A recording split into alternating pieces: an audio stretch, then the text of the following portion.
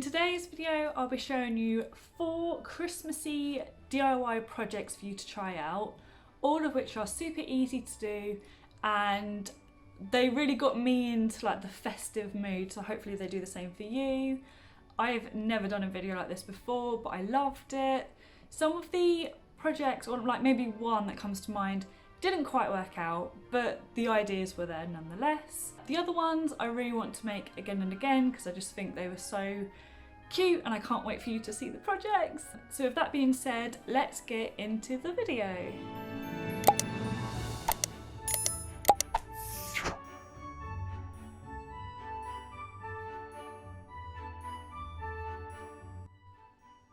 For the first project, I started slicing up 5 oranges. My knife wasn't the sharpest, so I couldn't use all of the slices unfortunately, but I did end up eating them afterwards.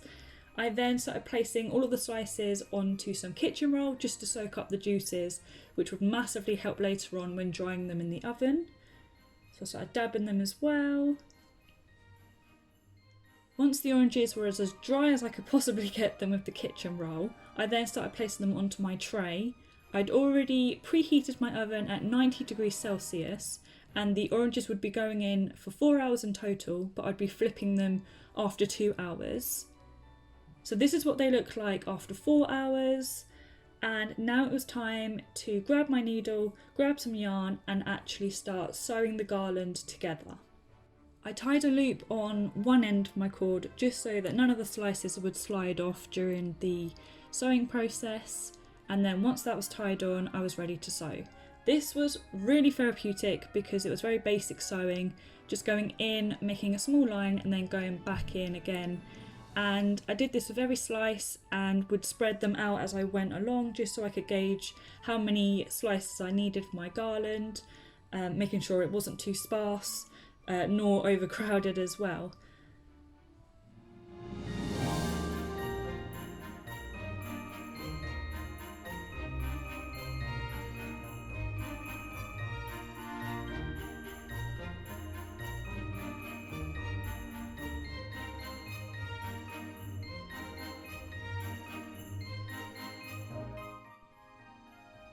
Once I got to the end of the cord, I then finished off by adding a loop, and with both ends of the garland I could then hang it up with the loops, and I had planned to drape it over our radiator cover. Yay! This turned out so well. It's the perfect mix between rustic and Scandi, and it was the easiest craft that I've ever made. It looks so good on our radiator cover, and I would definitely suggest making this yourselves. There is a second part to this project idea, and I turned the leftover orange slices into Christmas tree decorations. I chose the best ones, grabbed my glue gun and then stuck on star anise into the middle of each slice.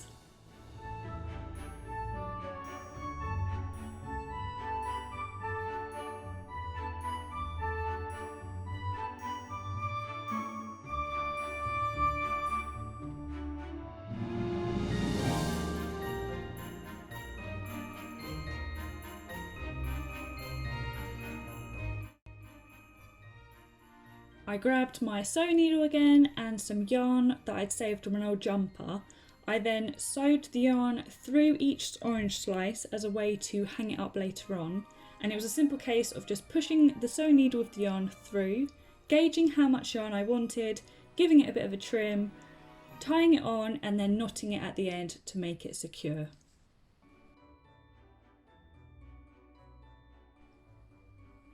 The mustard yellow from the yarn and the orange works really well together, and I love that it pops really nicely against the green from the Christmas tree. Really happy with how these turned out.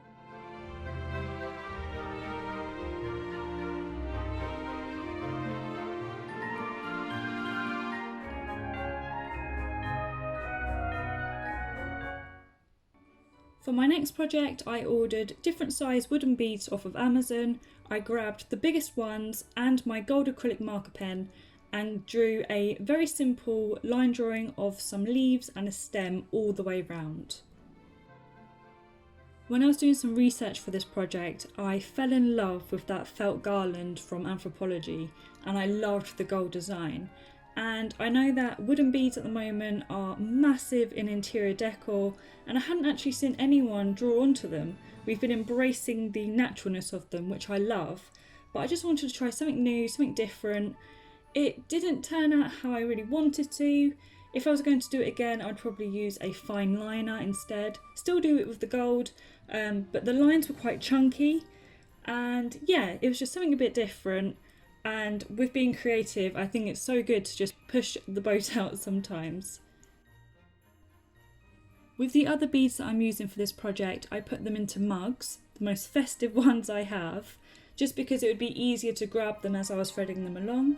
This is my alternative to tinsel, so I'd already measured out how much cord I would need. This is a faux leather cord that I'm using, and I tied the end of it just to make sure that none of the beads would fall off.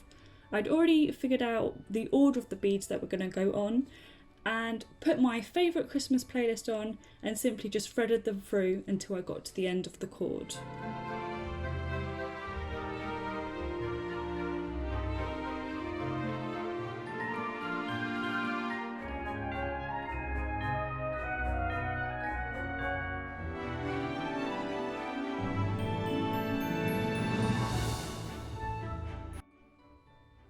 Using the dried orange Christmas tree decorations we made previously, I decided to incorporate them into this Scandinavian alternative to tinsel by tying them on with a bow, and I think they look super cute.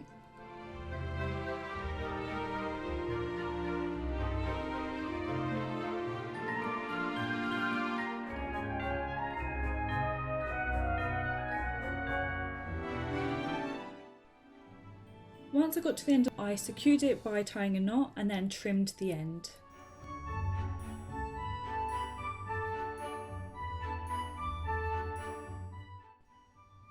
So here is my Scandi alternative to tinsel, and I absolutely love it.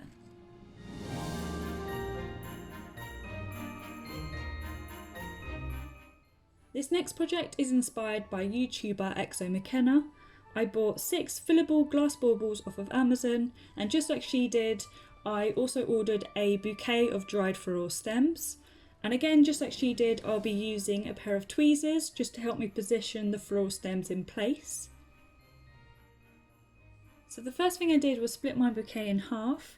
I then chose the stems I wanted to include in my bauble design, and then cut them all down so I could actually start putting them into the baubles.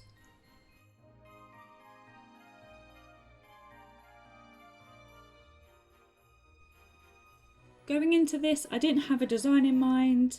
It was completely ad hoc, and I let my creative mind do its thing. They all came out beautifully organic feeling, and it was just really nice to do a project with no plan or idea how they would turn out. It was just very organic.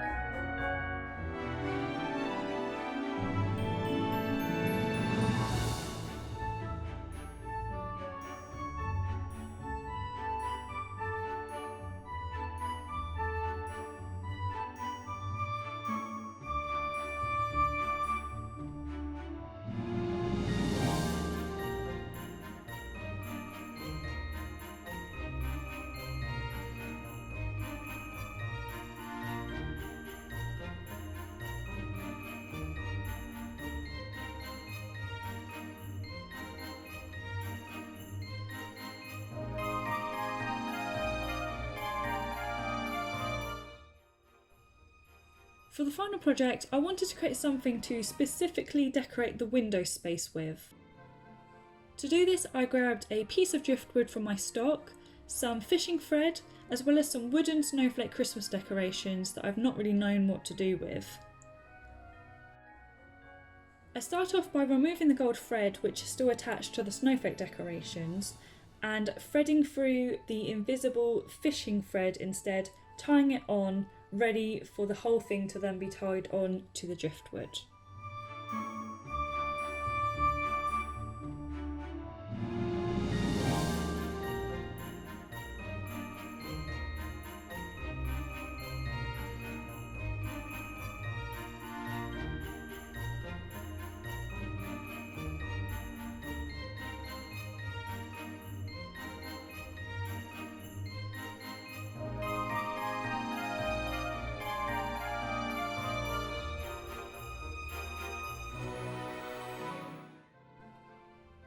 I then tied the other ends of the fishing thread onto the driftwood like so.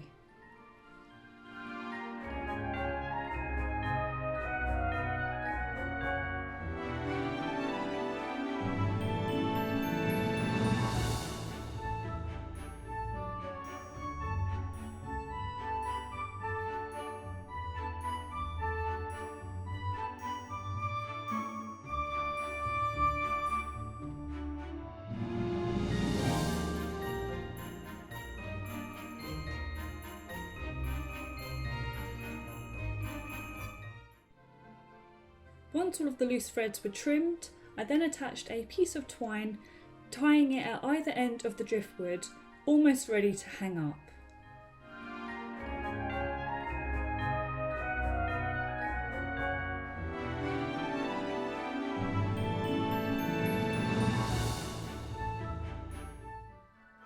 And to finish off the project, I decided to grab my glue gun and stick on the remainder of the dry stem bouquet that I had from the last project, just as an extra way to decorate the wall hanging.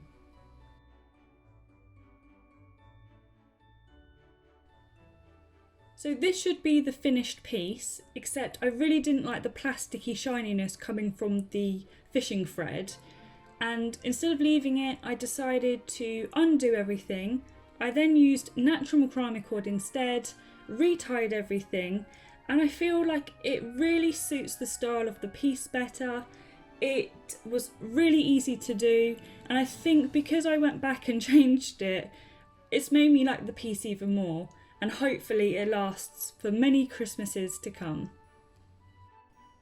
So there you are, they are the full projects. I hope that you've enjoyed watching them. And let me know down in the comments which ones were your favourite and which ones you kind of want to try out yourselves.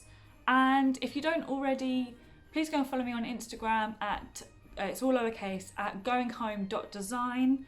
And if you do end up making any of the projects and you take photos of them, I would love for you to tag me in them, because I just think it'd be so cute to see like your take on the project ideas. And yeah, I hope you enjoyed the video, and I shall see you in the next one. Bye!